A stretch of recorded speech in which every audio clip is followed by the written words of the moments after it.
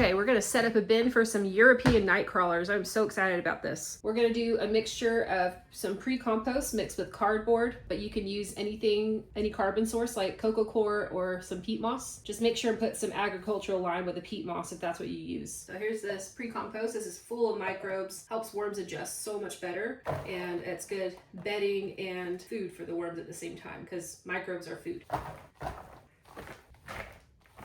All right, I think that's enough. We're gonna get some cardboard now for this other side, then we're gonna mix it all together. All right, so again, this is just plain shredded cardboard with some junk mail too.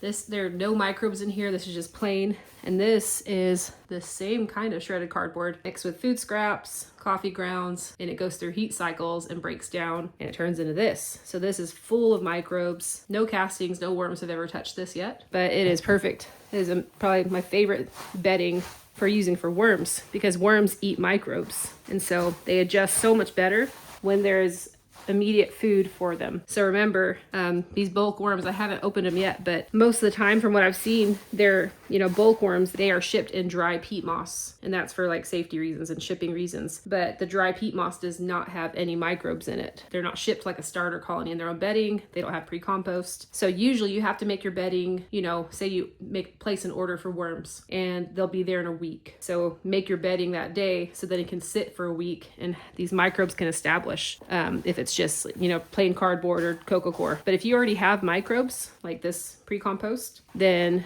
you could probably get away with making it the same day like I'm doing right now. There's a coffee bean in that pre-compost that I didn't have ground up. Okay, so we're gonna add some more water. You want the bedding to be like a wrung out sponge. This pre-compost is now inoculating this dry cardboard and it's gonna start helping coat these microbes, give them something else to latch onto. But this is not moist enough. You want it to be like a wrung out sponge. Like when you squeeze it as hard as you can, you wanna see 1 or 2 drops falling out. There are no drops falling out right now. It is moist, but I want it to be a little bit more. You'll start to get a feel for it. Let's see how that does. You want it to be moist like a wrung out sponge, but when you push the bedding aside, you don't want to see standing water. You see how there's a little bit of standing water right here. This is a little too wet. So I'm going to try to get this dry cardboard to soak it up. If it's too wet, add more dry shredded cardboard. If it's too dry, obviously add more water. And you want to find this perfect balance of being like a wrung out sponge. I think this is actually perfect, so let's see. You can't see the drops. It's just got a few drops coming out. You can see it's wet on my hands. But when you do this, there's no standing water. It is moist, but there's not like a puddle of water. Okay, so let's go with this and let's unbox these worms. So I ordered these from the Garden and Worm Lady on her website, but for bulk worms, she's partnered with someone. She said she broke her knee a while back and she partnered with someone. And so it's like a drop shipper. So let's see how they did. Okay, I just opened this box and usually they're shipped in like a sandbag or something. I think that, yeah, this is a sandbag. This is awesome. Zip tie it. And so I'm guessing it is in completely dry peat moss. I'm gonna cut this zip tie. All right, this is 1 pound of European night crawlers. Oh yeah, you can see them in there. Let's dump them. Oh yeah. So remember, like I said, they're shipped in dry peat moss. So I'm gonna have to wet this peat moss down. I think that's all of them in here though. We'll make sure. Oh, there's one guy left behind. There we go. That's all of them. I feel like they did an amazing job. Look, these worms are active. Holy cow. These are massive worms. So these are really good fishing worms. They're called European night crawlers and they are amazing composting worms, I hear. And so, it's a double, like people raise these for bait, but they're also composting down your food. So like I said, they're in this completely dry peat moss. So they're probably ready to, they breathe through their skin. So they're probably ready to get some moisture. So let's go ahead and spray them down and then we'll take a better look at them. They're already looking super active though, which is a really good sign.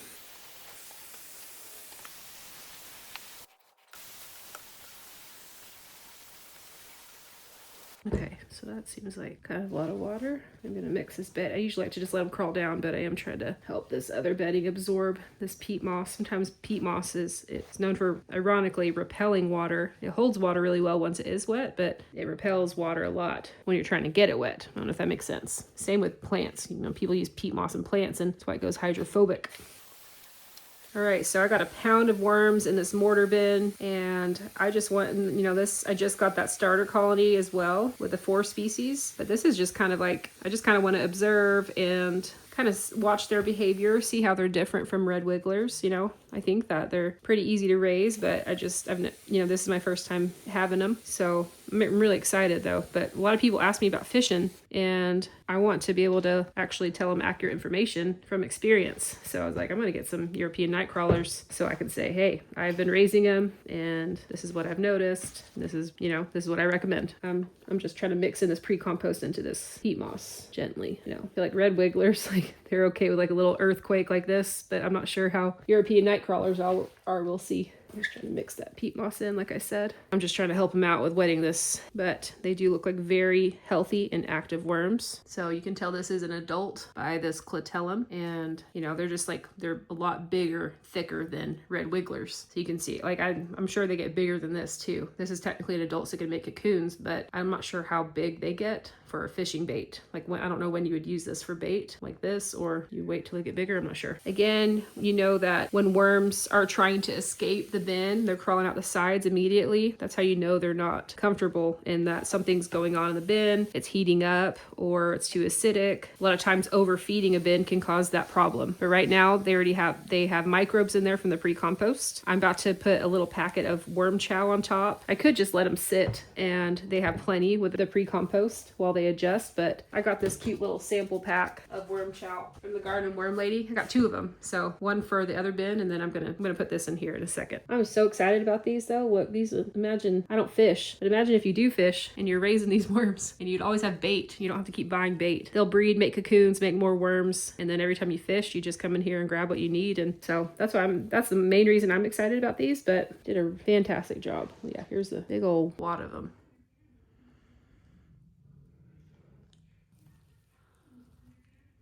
That is an awesome worm. I'm excited. See, this is still really dry. I might need to add a little more water. I'm gonna add a little more water in this pocket.